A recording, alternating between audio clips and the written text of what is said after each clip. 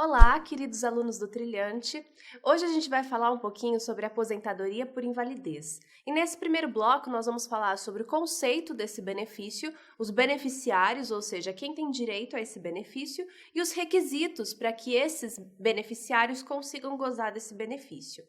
Então vamos lá. A primeira coisa que a gente tem que ter em mente é o conceito. E o conceito está muito relacionado a quem vai ter direito a esse benefício, ou seja, quais são os casos que vão possibilitar o gozo desse benefício. Porque veja bem, os benefícios previdenciários, eles são gerados, eles são constituídos em face de alguma adversidade.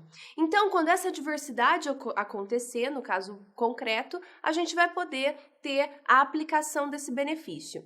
E a aposentadoria por invalidez, ela tem o objetivo de conseguir tutelar esse segurado que acaba se tornando incapaz ou insuscetível de reabilitação para o exercício de alguma atividade que ele já exercia. Uma atividade, veja bem, uma atividade profissional, ou seja, aquela atividade que trazia uma contraprestação pecuniária para esse segurado e em face dessa contraprestação ele conseguia garantir a subsistência dele mesmo e da sua família.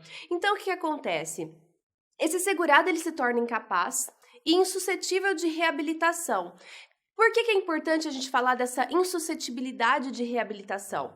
Porque muitas pessoas acabam confundindo a aposentadoria por invalidez e o auxílio-doença. A grande diferença entre esses dois benefícios é a questão da permanência como incapaz, ou seja, a aposentadoria por invalidez vai ser utilizada naqueles casos em que é mais provável que esse indivíduo ele não venha a se reabilitar. Não é previsível que essa incapacidade cesse. Por que eu falo em imprevisibilidade e não em permanência definitiva? Porque a gente vai ver que o INSS ele pode na verdade, ele tem essa possibilidade e ele faz efetivamente, de 2 em 2 anos, a reavaliação desses indivíduos por meio de alguns exames médicos, para ver se efetivamente eles continuam inválidos. Então, mesmo que a aposentadoria por invalidez tenha esse caráter de permanência, e isso a difere do auxílio-doença, que não tem essa característica de permanência da invalidez, não necessariamente a aposentadoria por invalidez vai ser permanente. Porque se o INSS comprovar que essa invalidez cessou ou esse indivíduo ele quis se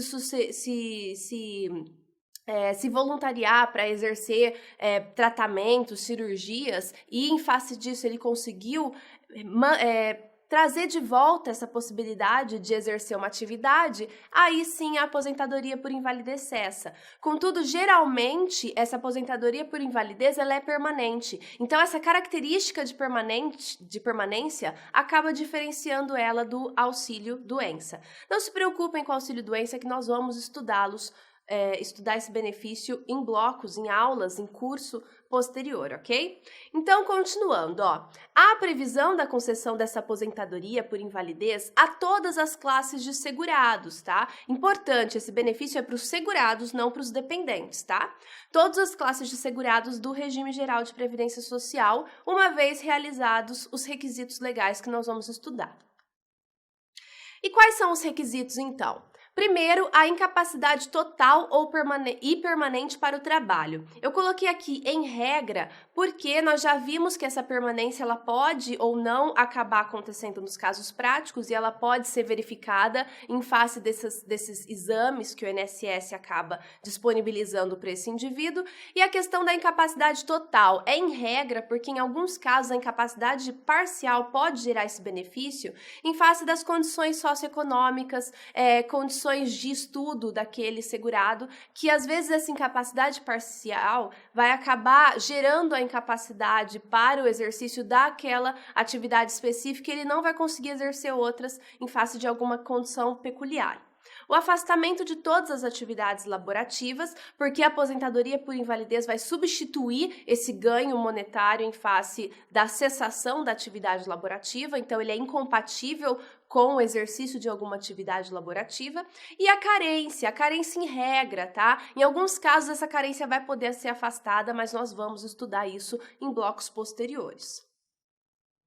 A incapacidade que é uma das características primordiais, né, desse benefício, ela está prevista no artigo 43, no parágrafo 1º, na Lei 8.213, que fala o seguinte, ó, que a concessão de aposentadoria por invalidez dependerá da verificação da condição da incapacidade. E como é que vai ser feita essa verificação? Mediante exame médico pericial a cargo da Previdência Social. Então, quem vai fazer isso daí, na verdade, é o INSS. Podendo o segurado, as suas despesas, fazer-se acompanhar por um médico de sua confiança. Porque se ele não tiver grande confiança no que vai ser feito pelo perito do INSS, ele pode levar um assistente técnico dele mesmo para acompanhar essa perícia. Agora, cuidado, muito cuidado com a questão das doenças pré-existentes. O que acontece? Regra geral, a aposentadoria por invalidez ela vai ser devida quando você estava apto a trabalhar, você começou a contribuir para a Previdência, ou seja, você se tornou segurado, e aí depois, em face de uma doença que surge a partir dessa qualidade de segurado, você consegue gozar dessa aposentadoria por invalidez, caso você tenha que se afastar do seu trabalho e ela seja permanente. Agora, existem algumas lesões, algumas doenças que podem se desenvolver ao longo do tempo, elas vão causando um impacto mais severo no organismo do indivíduo, ao longo do tempo que ele continua doente, né? Então, ela vai se desenvolvendo.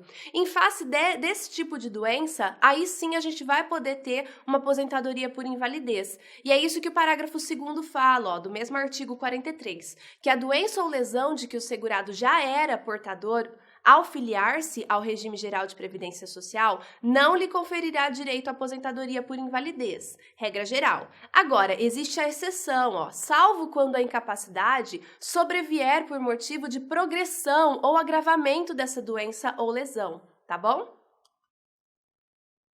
E agora, como a gente já tinha comentado anteriormente, aquela questão da incapacidade total, ela também pode ser imparcial, quando a gente tem a necessidade de fazer uma análise do contexto socioeconômico. E esse é o entendimento do STJ, ó. Segundo a jurisprudência desse colegiado, é possível a verificação desse contexto socioeconômico do segurado com a finalidade de concessão de uma aposentadoria por invalidez sem ofensa à norma do artigo 42, tá? Da Lei dos Benefícios, aquela Lei 8.213.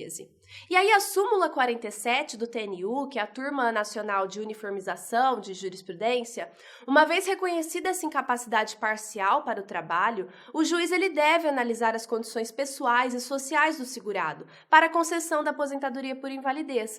Porque, como eu já falei anteriormente, existem algumas situações em que, por causa de um contexto socioeconômico, de um estudo limitado do segurado, ele não vai conseguir modificar o seu trabalho, e aí essa incapacidade parcial pode prejudicá-lo severiamente. E aí a súmula 77 do mesmo TNU fala que o julgador não é obrigado a analisar essas condições pessoais e sociais quando não reconhecer a incapacidade do requerente para a sua atividade habitual. Então, existe a necessidade de que haja uma incapacidade para essa atividade habitual. E aí, em face dessa não possibilidade de exercer essa atividade habitual, havendo uma incapacidade parcial para outras atividades, ele pode observar que, em face dessas peculiaridades socioeconômicas, essa modificação de atividade, essa absorção do mercado de trabalho desse tipo de atividade não seria possível. Agora, no entanto, o TNU vem afastando a aplicação dessa súmula 77 na hipótese em que haja um estigma social em face do portador de uma doença que causa esse estigma. Quer ver um exemplo disso? Um exemplo é o portador do vírus HIV. Então, a súmula 78 fala que, comprovado que o requerente de benefício é portador desse vírus HIV, cabe ao julgador verificar essas condições pessoais e sociais e econômicas, culturais, de forma a analisar essa incapacidade em sentido amplo, em face dessa elevada estigmatização que existe socialmente em face dessa doença, ok? Então, com isso, nós terminamos esse bloco.